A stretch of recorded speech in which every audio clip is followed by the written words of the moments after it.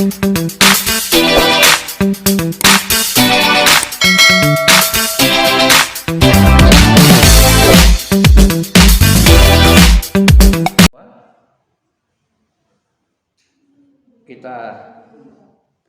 masih belum, nanti yang terlambat nanti bisa lihat video. Jadi ada pendekatan yang kedua, yaitu namanya pendekatan struktural atau pendekatan objektif. Ada yang katakan pendekatan objektif. Pendekatan yang melihat sesuatu itu berdasarkan objeknya. Misalnya begini, saya melihat Anda, saya tidak perlu tahu siapa orang tua Anda, di mana Anda tinggal, tapi Anda tahu itu objek. Ya, tentu kalau ketika saya melihat dia, objeknya, tentu ada yang bisa saya lihat, itu namanya unsur fisiknya. Tapi yang nggak bisa saya lihat, itu namanya unsur batin. Ya, bukan dilihat aja unsur batinnya begini, itu kita mendata aja. Tapi kita yang saya katakan itu kita harus menginterpretasikan unsur-unsur itu.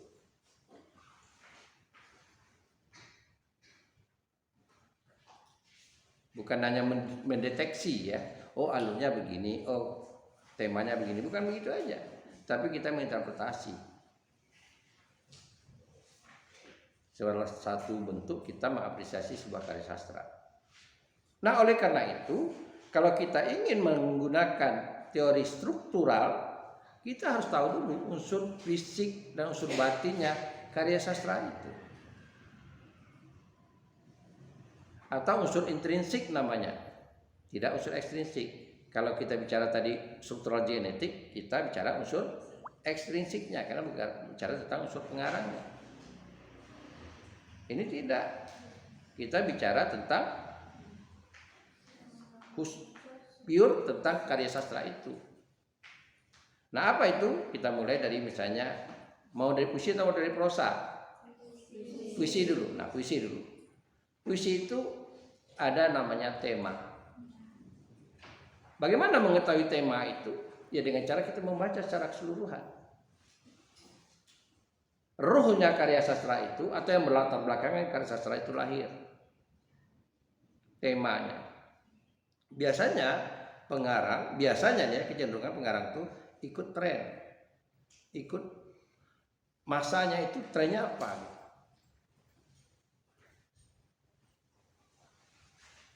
Ya, oh lahirnya kemarin zaman reformasi, ya kebetulan trennya reformasi,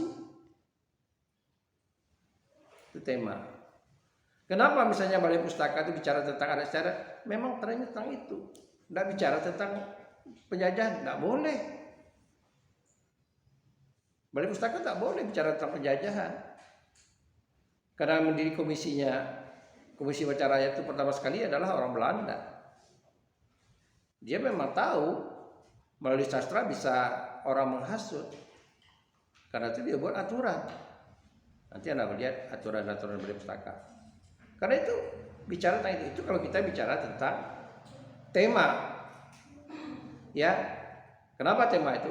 Nah, tema ini ada tema yang sentral. Tema besarnya. Ada yang namanya subtema. Tema pendukung. Walaupun tema pendukung itu tidak disengaja oleh pengarang untuk membuatnya. Ya. Walaupun tema pendukung itu tidak disengaja oleh pengarang untuk membuatnya. Saya beri contoh. Sajaknya Kerawang Bekasi, Khairil Anwar. Ya, sajaknya Kerawang Bekasi, Khairil Anwar. Apa temanya? Kami yang kini terbaring antara Kerawang dan Bekasi, tak bisa teriak senjata, tak bisa teriak merdeka dan angkat senjata lagi. Itu aja sudah menggambarkan temanya. Ya. Kenang-kenanglah kami. Ya. Dari beberapa bait itu kita bisa mengatakan bahwa itu temanya tema tentang apa? Tentang apa? Tentang perjuangan. Semangat perjuangan. Ya kan? Dipertegas lagi nanti. Ya. Teruslah kami tidak bisa berkata, ya. Kalau yang berkata, kan katakan begitu. Artinya semangat berjuang itu dari pahlawan. Temanya. Tapi bisa kita lihat subtemanya. Ya. Apa subtemanya? Yang namanya semangat itu tak pernah mati. Tema semangat. Mau semangat Anda misalnya, ada orang tua tahu semangat, mungkin jasadnya meninggal, tapi semangatnya.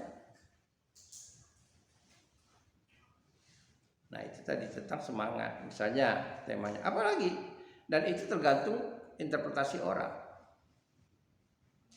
Semakin banyak subtemanya, semakin bagus karya sastra itu karena diterima oleh beberapa kalangan, oleh banyak kalangan. Jadi bukan hanya perjuangan, kita bicara tentang pahlawan aja, bukan itu saja. Tapi semakin banyak kita melihat subtemanya, semakin menyebar manfaatnya karya sastra ini. Oke, tema. Lalu apa lagi?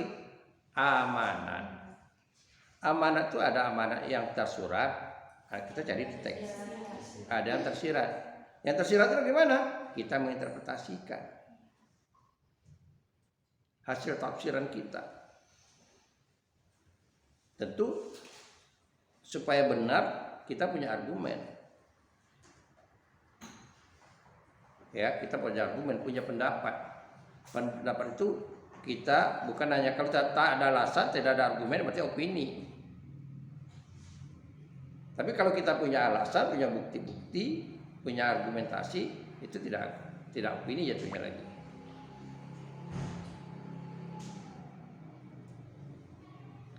Paham? Jadi amanat tersurat dan amanat tersirat. Nah, kembali ke teori tadi, kalau kita hanya bicara tentang amanat, ada fokus Anda cuma mencari struktural amanat pada puisi ini. Cukup, tidak ada masalah. Hanya amanat aja. Amanat tersuratnya mana? Buktinya apa? Ada tidak tersuratnya? Misalnya saya katakan begini, amanatnya manusia itu punya batas kesabaran. Itu ditulis oleh Khairul Anwar. Aku kalau sampai waktuku, ku mau tak seorang kemerayu. Sampai waktu itu artinya batas kesabaran.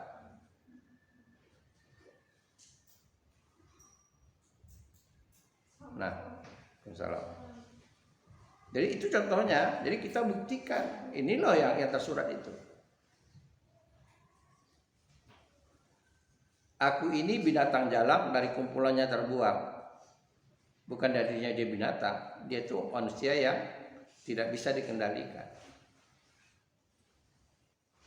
Dari orang-orang tersisih. Artinya orang yang tidak bisa, satupun orang tidak bisa mengendalikan dia. Jadi kalau manusia itu udah jalang, ya, perempuan jalang, kalau orang kampung katakan, kau ini jalang nih, itu udah kasar kali. Kau ini keluar malam-malam, jalang kamu jadi wanita jalang, itu udah kasar kali. Omongan itu jangan ditunggu keluarnya. Ya. Anak gadis ibu itu sudah kuliah di Pekanbaru, udah kos sendiri, jadi jalang dia. Biasanya nggak pernah keluar malam. Sekarang keluar malam, jangan ke malam, pagi-pagi juga kuliah. Jadi jalang, di titik jalang tadi seperti itu. Ya, jadi kita harus tahu dulu konsepnya. Jadi aku ini binatang jalang maksudnya apa? Tidak ada yang bisa mengendalikan dia. Lalu saya katakan misalnya, kata aku itu amanatnya itu mengatakan bisa saja kami, mewakili kami, bukan aku pada kata ganti orang pertama, satu orang. Karena semua orang merasakan terwakili kata aku itu. Benar enggak? Ya kalau Anda baca lalu Anda resapi, oh, ini Khairil ini mewakili bukan bicara akunya Khairil, tapi aku juga sama sependapat.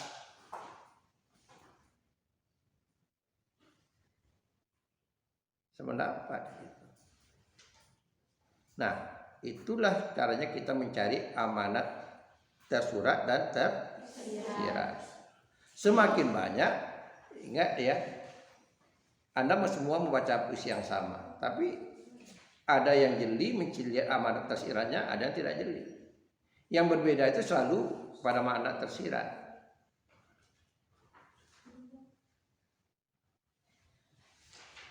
Paham? Saya mau nyanyi contoh lagi, ada lagu Ungu.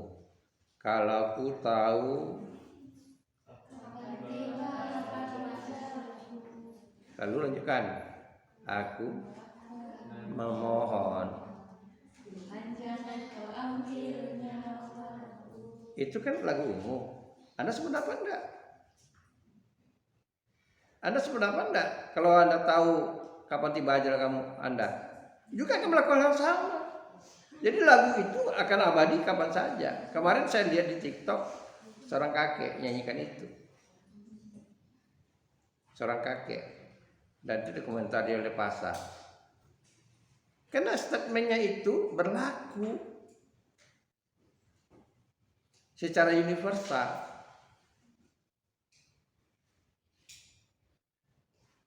Tapi ada yang lagu yang tidak universal. Ini cuma bisa ambil contoh yang lain misalnya. Ada yang perempuan mungkin nggak suka. Ada lagu Samson. Samson tuh grupnya udah bubar. Tahu lagu Samson?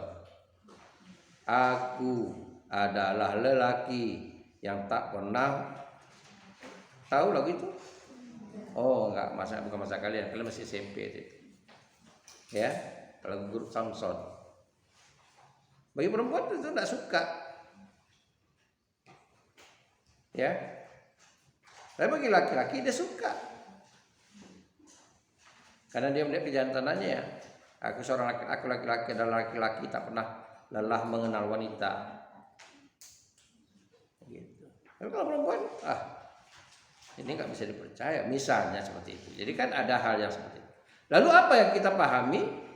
Iya, amanat yang sifatnya universal itu membuat sebuah karya sastra itu semakin abadi, berlaku secara universal dan tanpa ada mengenal masa.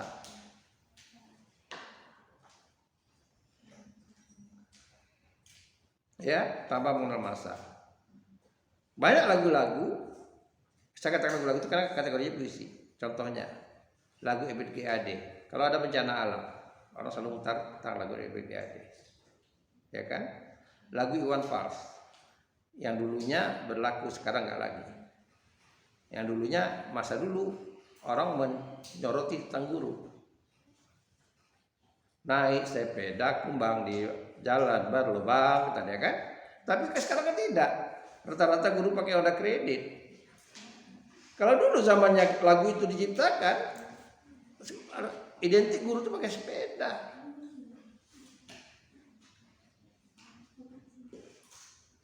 Ya.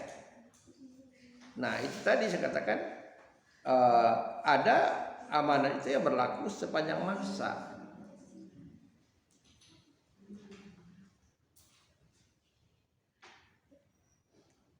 Paham? Lalu apa lagi?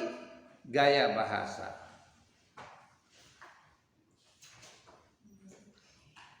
Kalau tidak ada gaya bahasa, berarti karya itu bukan karya sastra.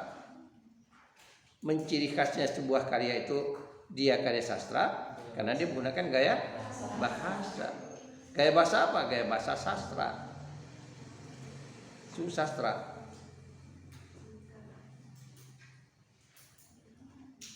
Dan kita banyak nanti bisa pahami nanti dalam pembelajaran linguistik juga belajar gaya bahasa. Ada sarkasme, ada hiperbola, ada macam-macam untuk gaya bahasa. Ya. Itu biasanya gaya bahasa itu bentuknya itu sudah bentuk frasa, klausa atau kalimat. Ya, dalam puisi itu dah kategorinya lari. Lebih kecil dari itu apa? Namanya diksi. Diksi, pilihan kata. Nah, harus dipahami bedanya prosa dengan puisi. Prosa fiksi itu menggunakan bahasa selentur mungkin. Tapi kalau puisi tidak, sehemat mungkin dengan makna seluas mungkin. Ibarat orang ekonomi, bagaimana modal sedikit mungkin dengan untung sebesar mungkin. Karena itu dalam diksi, dalam menerjemahkan puisi tidak bisa kita terjemahkan secara denotatif. Karena rata-rata maknanya itu konotatif.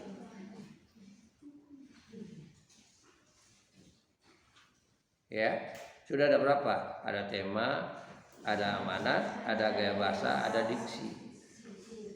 Nanti Anda bisa lihat nanti ada citraan Pak, ada itu kategorinya kalau menurut saya itu kelompok diksi pilihan kata. Ada citraan, nanti citraan kelihatan. Nanti dalam teori Anda bisa lihat. Ya, bermacam-macam pendapat tentang itu. Lebih kecil dari itu dari diksi pilihan kata itu berkaitan dengan bunyi, namanya rima. Puisi itu ada rimanya. Ya, ada rima. Sebetulnya lebih kecil dari rima itu ada keindahan bunyi, namanya efoni dan kakafoni. Anda baca nanti buku Pradoko, judulnya puisi. Efoni dan kakafoni.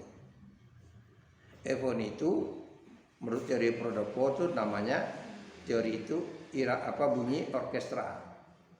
Kalau orang mengaji, ada kan pernah dengar istilah dalam iramanya idgham, malgunah dan bilagunah. Ada izhar, ada ikhfa. Ada yang dengung, ada yang tidak dengung. Ada yang dipanjangkan dan tidak. Nah, dalam musik, dalam puisi juga begitu. Ada musik, ada puisi, ada bunyi yang diulang berkali-kali menjadi bunyi orkestra atau bunyi efoni namanya. Kemudian ada bunyi tingkah, nama kakafoni. Tapi itu jarang dibicarakan dalam apresiasi. Nah, jarang dibicarakan, tapi saya tahu aja. Setelah itu baru damat tingkatan rima. Rima ini selalu dilihat orang pada rima akhir bait. Selalu dilihat orang. Kenapa cenderungnya rima akhir bait? Karena pada mulanya puisi yang berlaku di Indonesia itu puisi berpola. Pantun puisi berpola, saya puisi berpola, Gurinda puisi berpola. Dan itu bentuk awalnya kayak pantun itu puisi orality, lisan. Jadi yang ingat orang ujungnya aja. Ya, nanti di apresiasi puisi ada belajar.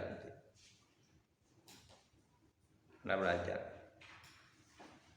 Nah, saya beri contoh kecenderungan rima itu. Rima atau kecenderungannya pada rima akhir itu ada 4. Pertama, serangkai sama semua bunyi. Ya, kalau disimbolkan a, tapi itu simbol bunyi ya, bukan itu nama rima. Tapi nama rimanya serangkai. Serangkai. Jadi bisa saja b gimana Pak? Sama. Mau c sama. Ya. Rima. Yang kemudian ada yang bersilang. A B. Kemudian ada yang berpeluh. A B. Ada yang kembar. A B. Itu yang lazim. Ya. Karena kita tuh pada awalnya mengenal namanya puisi orality, orang mengatakan bunyi itu terdapat hanya di akhir bait.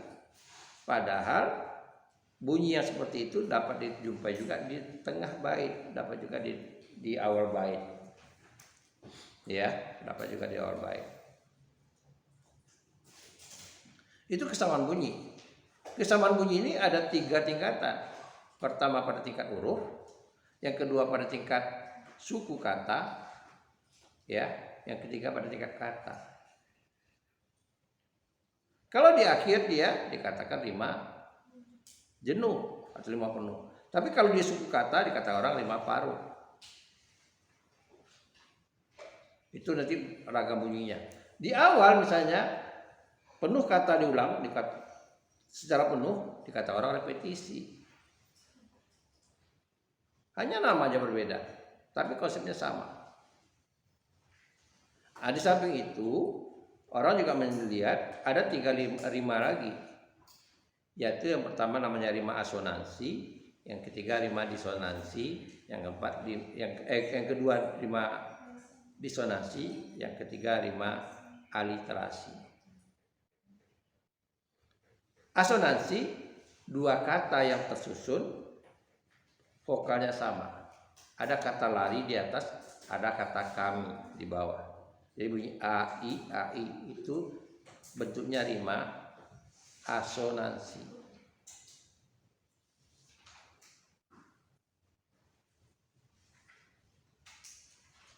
Ya. Lalu kalau disonansi vokal yang sama.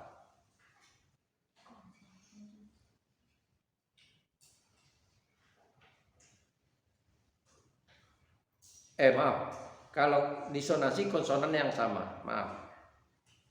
Disonansi konsonan yang sama, asonansi vokalnya ya sama.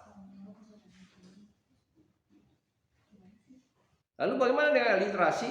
Aliterasi itu bentuknya awal huruf yang sama pada lari, pada datar. Contohnya tebing tabjar, T. Ya, jadi dalam satu lari setiap kata itu awalnya sama, ya, awal sama. Itu namanya aliterasi. Aliterasi. Ada juga yang mengatakan begini, bagaimana Pak kalau ujungnya sama pada satu lari, ujung katanya hurufnya sama? Ada yang mengatakan itu rima datar. Kategori serangkai itunya. Rima, tapi karena diletak satu lari namanya rima datar. Lalu kok ini yang diajarkan Pak? Kan teori struktural. Nah, kalau Anda ingin mengkaji tentang khusus bicara tentang rima dalam sebuah karya saja, hanya rima aja. Ya. Paham? Anda membaca lagu Lesti Kejora, lalu Anda mau lihat rimanya itu di mana? Ada berapa rima? Atau Anda ingin membandingkan Sutarji dengan Khairul Anwar, mana yang banyak pakai rima? Boleh, itu namanya kajiannya struktural.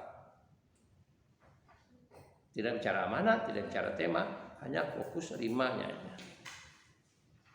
Jadi kajian ini tidak harus seluruhnya unsur intrinsik, boleh sebagian.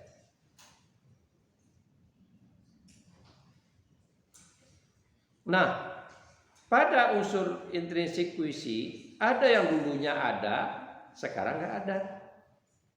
Atau yang dulunya tidak ada, sekarang tiba-tiba muncul. Contoh, irama atau ritm. Pada puisi berpola, ya dulunya sampai sekarang itu ada iramanya. Syair misalnya. Kalau ada orang Inhu, selalu kalau dia orang pesta ada syair surat kapal, orang Inhu asli. Orang Rengat, ada orang Rengat sini? Pernah lihat? Ada enggak orang Rengat? Iya. Pernah lihat orang pesta nikah? Diundang kamu enggak? Oh enggak. Coba saksikan, nanti kan ada acara membaca syair surat kapal. Nah, itu iramanya khas syair surat kapal. Apapun modelnya syairnya, cara membacakan seperti itu. Syair surat kapal itu mengisahkan tentang pasangan muda yang nikah itu. Si laki-laki asalnya dari mana, si perempuan asalnya dari mana, kapan mereka ketemu, gitu. Jadi riwayat singkat dari pengantin itu dibuat syair, ya, dibuat syair. Jadi kalau Anda dengar di pesta si A Sudah satu tempat dengan yang lain beda syairnya, liriknya beda. Tapi iramanya tetap. Itu namanya irama. Ya, itu namanya irama. Begitu juga kalau Anda baca misalnya syair ikan terumbu. Banyak tuh syair sedang delima dan sebagainya. Karena ada yang katakan irama syair itu di Melayu itu ada 7 irama. Ada yang katakan 5, ada yang katakan 7. Ada irama dodang sayang dan sebagainya. Ya, itu unsur yang tidak terlihat di teks. Tapi irama itu bagi sastra lama atau bagi sastra berpola menjadi semacam frame-nya, semacam cetakannya. Jadi kalau misalnya kata-katanya ada tambah, iramanya tidak masuk.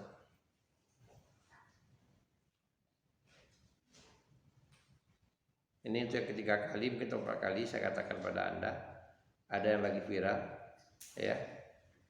Cikini. Nah, Anda tahu.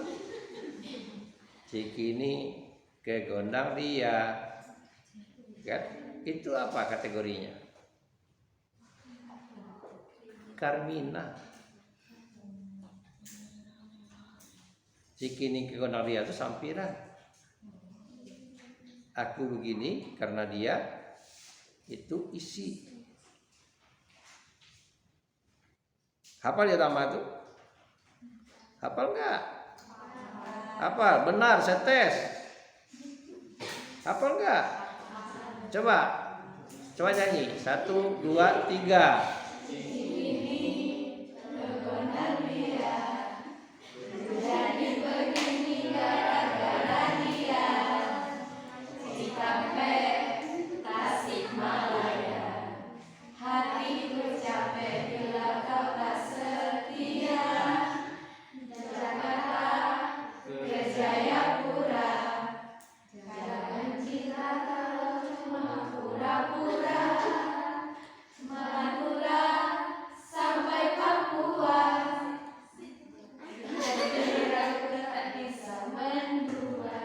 Oke, ya, itu bentuk Carmina, lagu Carmina. Iramanya bisa kita pakai, liriknya bisa kita ganti. Ya, nah kita ganti dengan jumlah suku kata yang sama, walaupun tidak persis sama. Ya, cikini saya ganti, kemarin saya katakan juga. Mungkin ada yang lain kata lainnya. Langgini ke pantai Raja. Kan tahu lagi, tahu tak daerah begini? Bangkinang. Orang Bangkinang tahu tuh. Ada nama daerah. Ke Pantai Raja, mau Pantai Raja jalan apa? Jalan Kebun Durian, dari Kampar masuk nyebrang. Jalan pintas, tembusnya Kebun Durian. Nah, misalnya saya katakan Cikini ke Pantai Raja. Nah, aku begini. Nah, itu kan di sampiran. Lalu nanti isinya kita ganti lagi. Nah, itu artinya kita, ya itu yang saya katakan unsur irama tadi. Banyak lagu-lagu Melayu berbentuk pantun, berbentuk Carmina yang kita secara kreatifnya kita bisa menggantikan liriknya. Lagu Tanjung Katung misalnya. Ada lagi lagu yang viral, ya. Kalau ikan dalam kolam, benar? Ya. Itu bentuknya apa? Ikan dalam kolam. Bentuknya apa? Itu iramanya. Saya mau tanya liriknya itu bentuknya apa? Pantun, ya. Itu kan lagu Melayu, bukan lagu dangdut. Nggak tahu bedakan lagu dangdut dengan lagu Melayu. Kalau ingin melihat ikan dalam kolam kan gitu. Nah, biarkan dulu airnya tenang seperti kaca, kan begitu. Nah, itu tuh pantun. Itu pantun. Paham? Nah, jadi itu contohnya. Sekarang kita bicarakan lagi prosa. Supaya Anda tahu dulu strukturnya, yang mana mau saya lihat gitu. Nah, tadi kita bicara ada tema, ada amanat, ada gaya bahasa. Pada prosa juga, profesi juga itu ada. Jadi itu berlaku umum. Yang namanya karya sastra, ada tema, ada amanat, ada gaya bahasa. Itu udah jelas mutlak.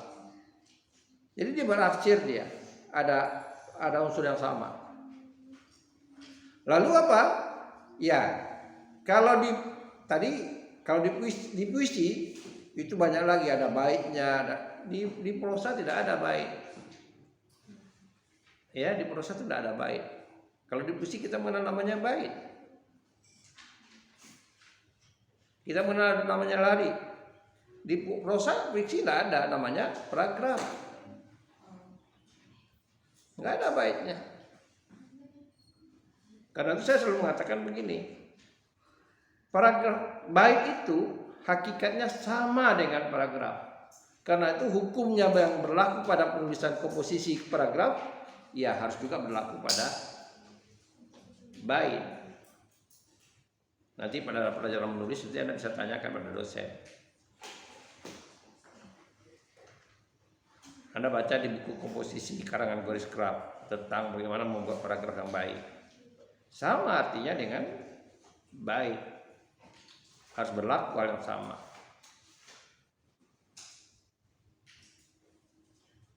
Baik, saya lanjutkan. Jadi temanya, prosa fiksi juga ada tema, ada amanat tadi ada tersurat tersirat, ada gaya bahasa. Apalagi ada namanya alur. Ya, alur itu ada alur utama.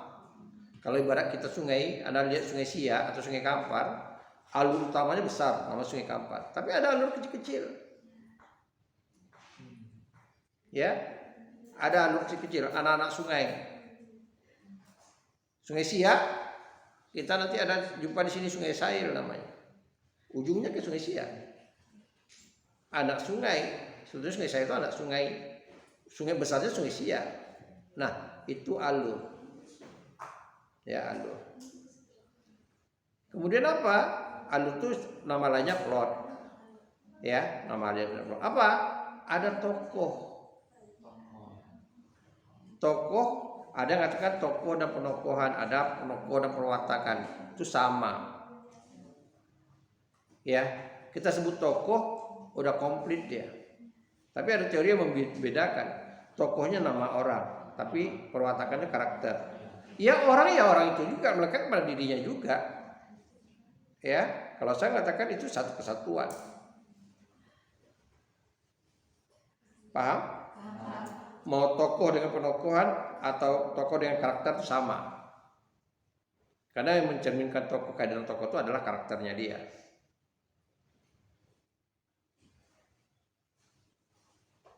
Oke, apa lagi? Ada setting. Setting itu ada 3. Setting tempat, waktu, dan suasana. Jadi setiap peristiwa itu dia memerlukan ada tempat, ada waktu, dan ada suasana.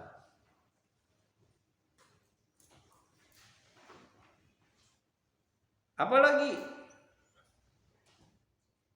Coba apalagi? Sudut pandang. Nah, sudut pandang itu sebetulnya kalau kita bisa cari dari gaya bahasa tadi bisa dibagi 2. Ada gaya bercerita. Sudut pandang itu masalah gaya style, gaya bercerita. Ya, ada orang bercerita dia menggunakan tokoh aku. Jadi sudut pandang orang pertama. Ada yang katakan sudut pandang orang kedua. Jadi dia tidak menggunakan kata aku, tapi nama tokoh lain. Ya, itu stylenya, gaya dia menulis bercerita. Ada lagi apa? Diksi di puisi. Alur tadi kok udah plot. Gak nyimak. Tak sarapan pagi kali. Ada lagi?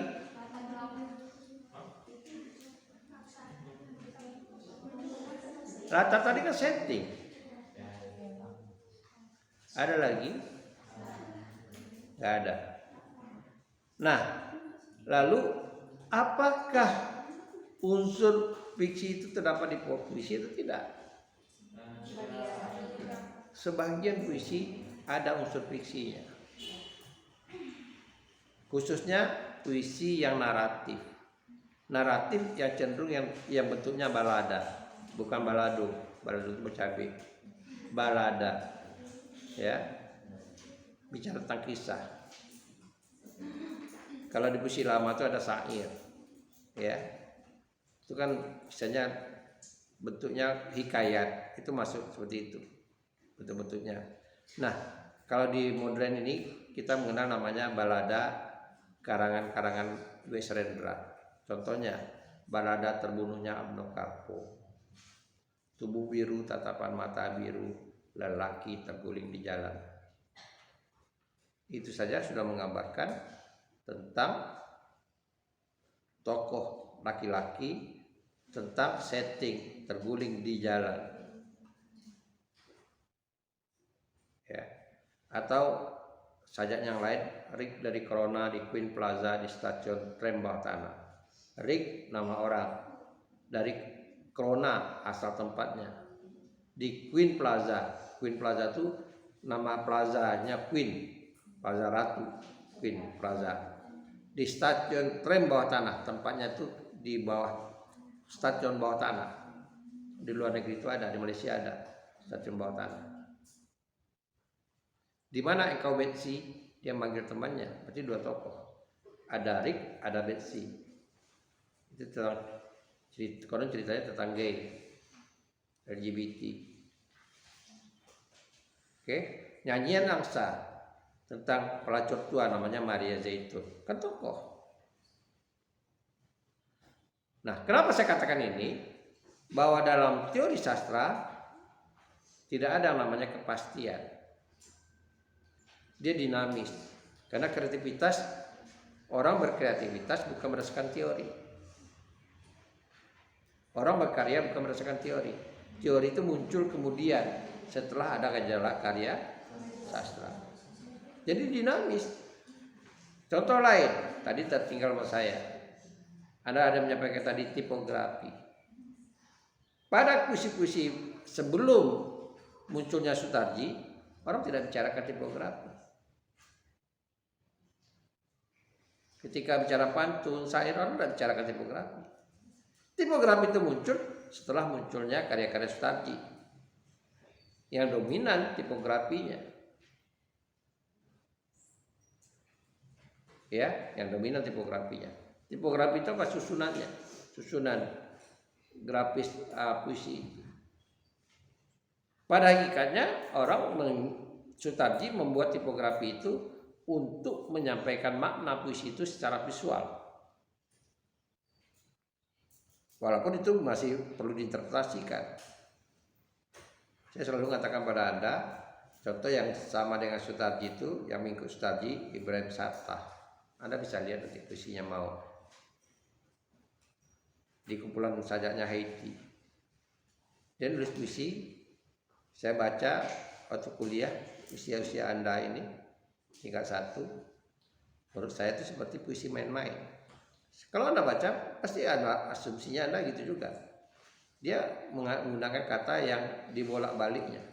Dia, diam-diam, diam-diam, dia. Kan bolak-balik.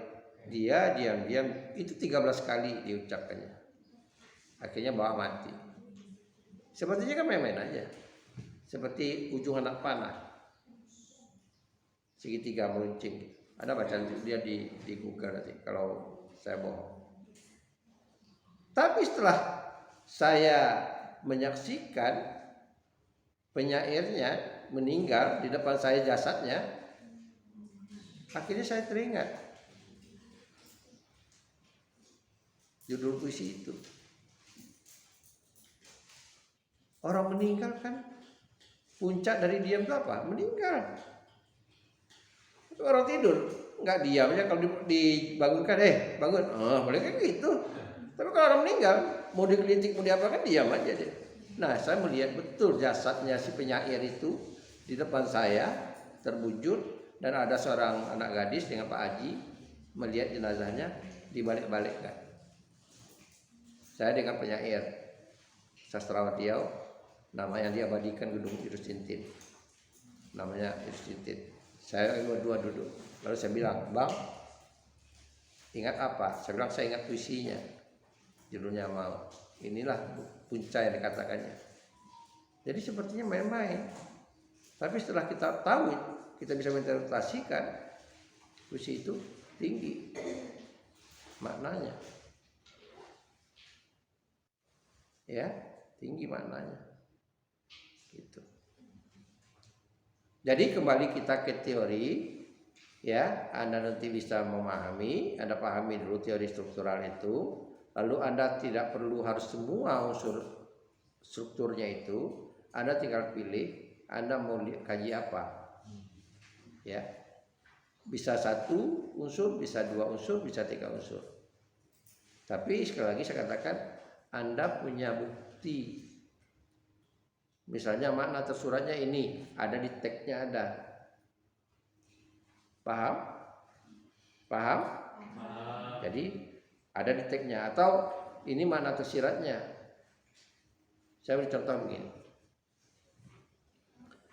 Anda pernah nonton sinetron Siti Nurbaya? Tak pernah, ketinggalan.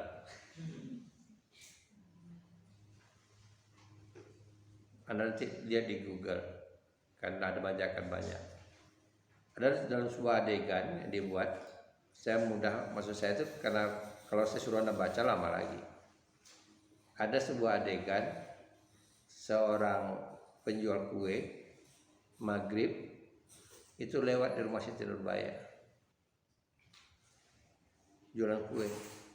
Siti Nurbaya ini bertanya-tanya, kok ada orang jual kue ya? Biasanya orang jual kue pagi, ini menjelang maghrib. Kenapa? Nah, di situ saja ada amanat tersirat. Kalau kita orang sastra, kita mendapat amanat tersirat. Sesuatu yang di luar kebiasaan perlu kita curigai. Itu perlu kita curigai. Ada apa nih? Bukan berarti semuanya berbentuk negatif, tidak begitu.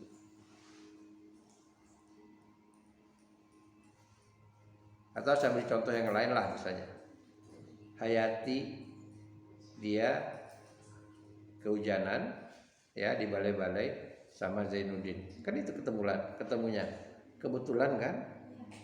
Yang cowok kalau mau kebetulan tunggu hari hujan di mana tempat berteduh, jadi kebetulan ketemu cewek nanti di tempat berteduh.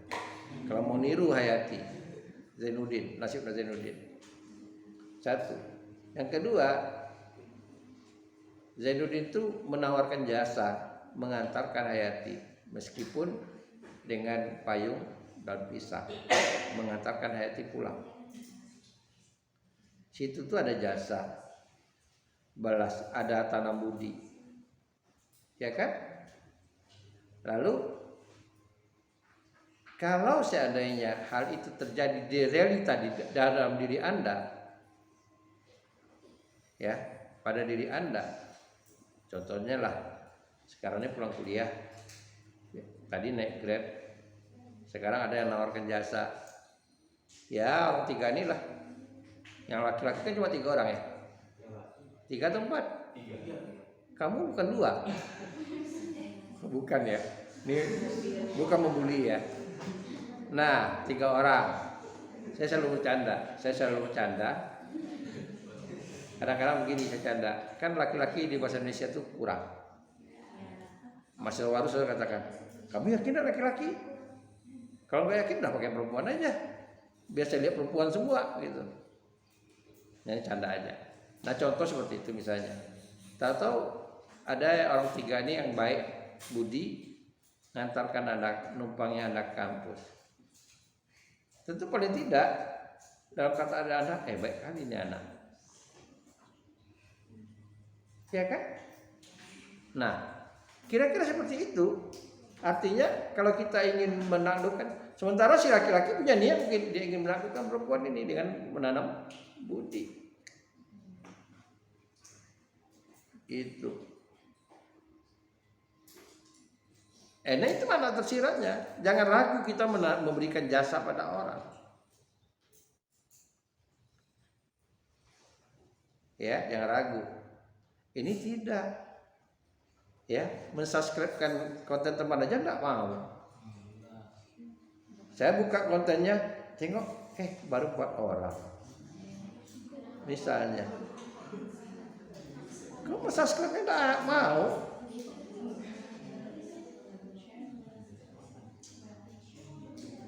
Oke. Nah, sampai di situ ada yang mau ditanyakan? Ada yang mau ditanyakan? Ada?